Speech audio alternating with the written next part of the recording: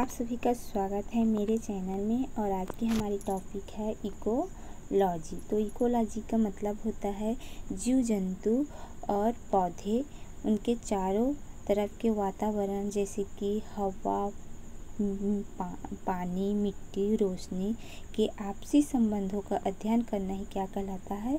Ecology कहलाता है। Ecology की डिफिनेशन देखते हैं। इकोलॉजी वह विज्ञान है जो जैवों और उनके पर्यावरण के बीच परस्पर संबंधों का अध्ययन कराता है। इसे अंग्रेजी में इकोलॉजी कहते हैं। ये दो शब्दों से मिलकर बना होता है, वाइकॉस और लोगॉस। वाइकॉस का मतलब होता है घर या आवास और लोगॉस का मतलब होता है अध्ययन, अर्थात जीवों का उनके आवास और अन्य जीवों से संबंधों का अध्ययन क्या कहलाता है? इकोलॉजी कहलाता है।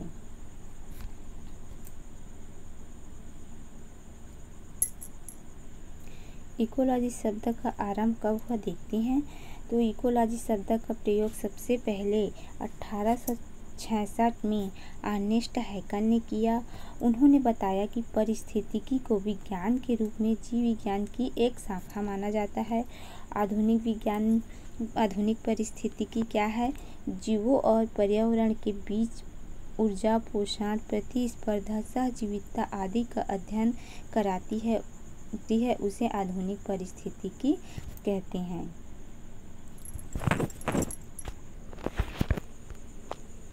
पारिस्थितिकी के अध्ययन की इकाई देखते हैं। तो पहला है जीव। तो जीव क्या है? जिसमें जीवन, जिस जीव में श्वसन, उत्सर्जन, प्रजनन करने की प्रक्रिया होती है, उसे जीव बोलते हैं। दूसरा है जनसंख्या। तो जनसंख्या क्या है? एक ही प्रजाति के जीवों का समूह, उसे जनसंख्या बोलते हैं। उदाहरण के लिए किसी निश्चित क्षेत्र जैसे कि गांव, शहर में सभी मनुष्यों की संख्या को हम बोल सकते हैं मानव जनसंख्या। और जंगल में रहने वाले शेरों की संख्या को भी बोल सकते हैं शेरों की जनसंख्या। उसी प्रकार तीसरा है समुदाय। तो समुदाय क्या है? विभिन्न प्रजातियों के जीवों का एक स्थान पर निवास करना क्या कहलाता है? समुदाय कहलाता है। जैसे कि तालाब का समुदाय ले लेते हैं। तो तालाब में मेढक, मछली, सांप, कीड़े मकोड़े और मछली को खाने वाले पक्षी, ये सभी मिलाकर क्या करते हैं? तालाब के समुदाय बनाते हैं। चौथा है पारिस्थितिक तंत्र। तो पारिस्थितिक तंत्र कैसे बनता है? जैविक और अजैविक घटक से मिलकर क्या होता है? पारिस्थितिक तंत्र बनता है। जैविक घटक में जीवित जीव जैसे कि पेड़, हरे पेड़ पौधे, मनुष्य, ये सभी आते हैं। और अजैविक घटक में क्या आते हैं? अजैविक घटक में प्रकाश, ये सभी आते हैं। और इन दोनों से क्या होता है? पारिस्थितिक तंत्र का निर्माण होता है। पांचवा है जीवमंडल, जिसमें पृथ्वी पर जीवन वाला संपूर्ण क्षेत्र जिसमें जीव हो, उसे जीवमंडल कहते हैं। पारिस्थितिकी के घटक देखते हैं। तो पारिस्थितिकी के दो घटक होते हैं, एक तो जैविक घटक और दूसरा अजैविक घटक। तो देखते हैं जैविक घटक में क्या होता है। वे सभी जीवित जीव आते हैं जिसमें उत्पादक, उपभोक्ता और अपघटक होते हैं। तो उत्पादक में क्या होता है? वो सूर्य प्रकाश की किरणों की मदद से हरे पौधे अपना भोजन स्वयं बनाते हैं। उपभोक्ता क्या करते हैं? अपना भोजन स्वयं नहीं बना सकते हैं, वो दूसरे जीव पर आश्रित होते हैं, जैसे कि पशु, मानव, ये सब उपभोक्ता के उदाहरण हैं। और तीसरा अपघटक है। अपघटक में मृत सड़े गले पदार्थों को अपघटित करता है, जैसे कि उदाहरण के लिए कवक और जीवाणु है। अजैविक घटक है। सभी निर्जीव घटक इसमें आते हैं, जैसे कि तापमान, प्रकाश, जल, मिट्टी, ये सभी अजैविक घटक है।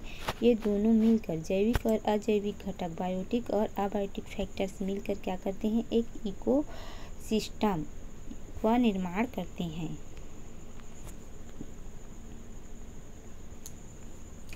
परिस्थिति के प्रमुख प्रक्रियाओं को देखते हैं तो इनकी प्रमुख प्रक्रियाएं क्या क्या है। पहला है ऊर्जा प्रवाह। इसमें क्या होता है, सूर्य से प्राप्त ऊर्जा का जीवों में प्रवाह होता है।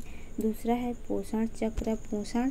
पोषक तत्वों का वातावरण में चक्रित होना, इसे पोषण चक्र कहते हैं, जैसे कि नाइट्रोजन चक्र, कार्बन चक्र।